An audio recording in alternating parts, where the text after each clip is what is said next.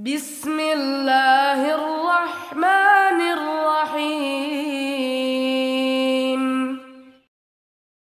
Assalamualaikum warahmatullahi wabarakatuh. Alhamdulillahirrabbilalamin. Wassalatu wassalamu ala rasulillah wa ala alihi wa sahbihi wasallam amma ba'd.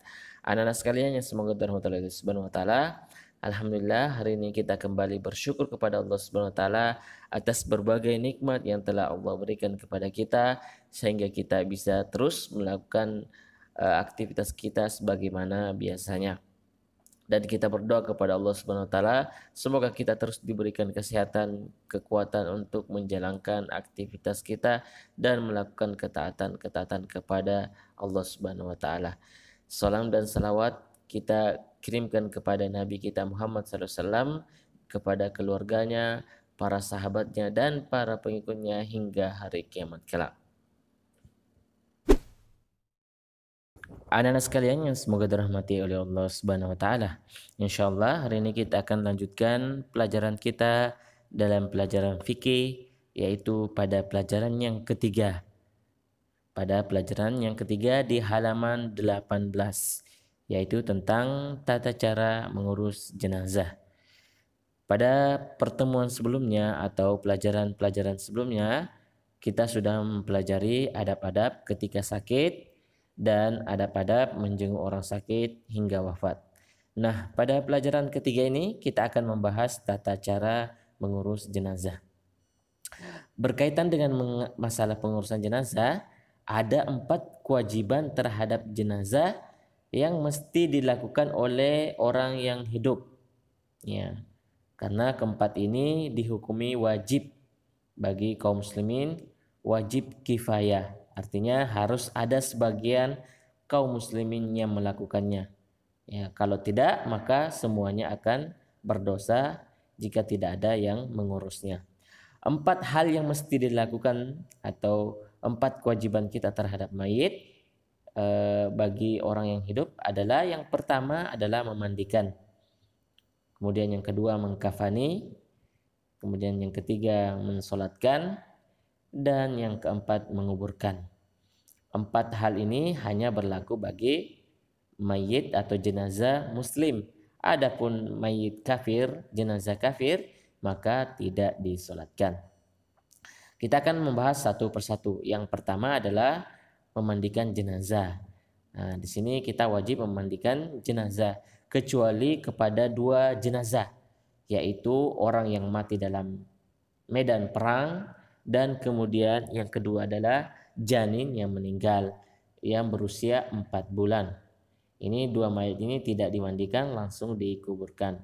Ya, kata para ulama kita, yaitu 2 mayat ini tidak dimandikan tapi langsung dikuburkan. Itu yang pertama, memandikan jenazah. Kemudian yang kedua mengkafani jenazah, mengkafani si mayit. Mengkafani mayit ini dilakukan dengan kain berwarna putih, kain kafan berwarna putih, karena itu adalah sebaik-baik pakaian. Ya, sebaik-baik pakaian warna putih adalah sebaik-baik pakaian. Dan ketika mengkafaninya hendaknya menutup seluruh tubuhnya. Nah, itu yang kedua, mengkafani mayit. Kemudian yang ketiga, ini yang paling penting, yaitu mensolatkannya. Ya, mensolatkannya. Kita diperintahkan untuk mensolatkan ya mayit. Solat mayit atau kita biasa sebut solat jenazah. Ya, solat jenazah ini memiliki beberapa rukun, ada beberapa tata cara atau sifat solat jenazah. Kalau di buku kalian silakan di buku halaman 20. Sifat solat jenazah. Ya, setelah memandikan dan mengkafani, maka jenazah itu kita solatkan. Nah, bagaimana solat jenazahnya? Ya, sifat atau tata cara solat jenazahnya yaitu sebagai berikut. Yang pertama yaitu niat. Ya, dan ini yang paling penting dalam semua ibadah. Ya, semua ibadah itu harus didasarkan dengan niat. Dan niat itu tempatnya di dalam hati. Ya, niat itu tempatnya dalam hati. Kemudian yang kedua yaitu berdiri. Ya, berdiri bagi yang mampu. Ketika tidak mampu ya tidak mengapa sambil duduk. Kemudian yang ketiga yaitu melakukan empat takbir, ya, 4 kali takbir, tidak ada ruku dan tidak ada sujud, ya. Dalam sholat jenazah ini tidak ada ruku dan tidak ada sujud. Yang ada cuma 4 kali takbir, ya. Takbir pertama yaitu membaca surat Al-Fatihah, membaca ta'awudz dan basmalah, kemudian setelah itu membaca surat Al-Fatihah. Tidak perlu membaca surat Iftitah atau surat setelah surat Al-Fatihah, cukup hanya surat Al-Fatihah. Ya, cukup surat Al-Fatihah pada takbir yang pertama. Setelah takbir pertama kita membaca surat Al-Fatihah. Kemudian setelah itu takbir yang kedua. Nah, takbir kedua ini yaitu membaca salawat. Membaca salawat. Ya, salawat ini bisa yang panjang, Allahumma shalli ala Muhammad wa ala ali Muhammadin kama shallaita ala Ibrahim wa ala ali Ibrahim. Bisa yang panjang atau bisa cukup hanya Allahumma shalli ala Muhammad. Cukup sampai situ, tidak mengapa. Ya, jika cukup sampai di situ. Ya, jadi takbir yang kedua ini, setelah takbir yang kedua membaca salawat kepada Nabi. Ya, bisa yang panjang ataupun yang pendek, yaitu sampai Allahumma shalli ala Muhammad. Kemudian setelah takbir kedua itu kita, dan setelah membaca salawat kita takbir yang ketiga, ya, takbir yang ketiga yaitu membaca doa untuk, ya, mayit, ya, membaca doa untuk jenazah, doa yang sudah diajarkan oleh Nabi kita Muhammad SAW.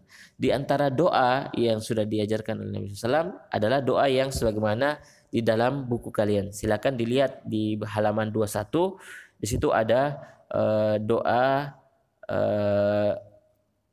setelah takbir ketiga. Setelah takbir ketiga yaitu mendoakan si mayit. Ya, dalam salat jenazah itu takbir ketiga membaca doa yang diajarkan oleh Nabi. Itu bisa dilihat di halaman 21. Dan ini juga menjadi tugas kalian untuk menghafalnya. Ya, di IP nanti mungkin bisa ini dijadikan hafalan, yaitu menghafal doa dalam sholat jenazah. Ya, doa yaitu Allahumma ighfir li hayyina, Allahumma ighfir li hayyina wa mayyitina, Allahumma ighfir li hayyina wa mayyitina wa syahidina wa ghaibina, Allahumma ighfir li hayyina wa mayyitina wa syahidina wa ghaibina wa saghirina wa kabirina wa saghirina wa kabirina wa dzakarina wa unthana Allahumma man ahyaitahu minna fa ahyihi alal Islam wa man tawaffaitahu fatawaffahu alal iman. Allahumma la tahrimna ajrahu wa la taftinna ba'dahu. Ini doa dihafalkan karena ketika kita sholat jenazah maka kita membacakan doa ini kepada si mayit, kepada si mayit. Ya, ini tugas kalian untuk menghafal doa ini dan insya Allah batas storenya mungkin ya sampai pekan depan. Ya, Ustadz tunggu distorkan kepada Ustadz melalui bisa distor melalui WA di Japri langsung Ustadznya.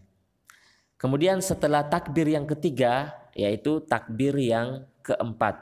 Takbir yang keempat. Di sini takbir keempat, setelah takbir keempat ini kita diam sejenak, tidak membaca apa-apa, kita diam sejenak, kemudian setelah itu kita salam. Ya, kita salam, ya, menoleh ke kanan dan ke kiri, salam 2 kali ke kanan dan ke kiri. Maka setelah itu sudah selesai tata cara sholat jenazah, ya, tata cara sholat jenazah. Ya. Kemudian setelah disolatkan tentu saja kita mengantar ke kuburan dan kita menunggunya sampai selesai dikuburkan. Ya. Setelah dikuburkan tentu saja kita mendoakan kepada saudara kita si mayit ini agar diberikan keteguhan dalam menjawab pertanyaan malaikat. Karena ketika seorang sudah dikuburkan, ya, maka malaikat akan mendatanginya untuk memberikannya beberapa pertanyaan. Dan yang terakhir yaitu bertakziah kepada keluarga si mayit atau keluarga jenazah. Apa itu takziah? Takziah itu menghibur keluarganya agar bisa bersabar, agar tidak terus-menerus dalam kesedihan, serta mendoakan mereka agar diberi pahala oleh Allah Subhanahu wa taala atas musibah yang menimpa mereka berupa kematian keluarganya, kematian si mayit atau jenazah ini. Ya, ini beberapa tata cara secara ringkas, tata cara mengurus sholat jenazah atau mengurus jenazah. Ya, dan kita sudah sebutkan beberapa hal yang wajib kita lakukan sebagai seorang yang muslim yang masih hidup, yaitu memandikan, mengkafani, mensolatkan, dan menguburkannya.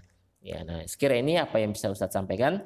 Jika ada pertanyaan atau yang belum dipahami, silakan ditanyakan kepada Ustadz. Hada wa sallallahu ala nabiyina Muhammad wa ala alihi wasallam. Subhanakallah wa bihamdika asyhadu an la ilaha illa anta astaghfiruka wa atubu ilaik. Assalamualaikum warahmatullahi wabarakatuh.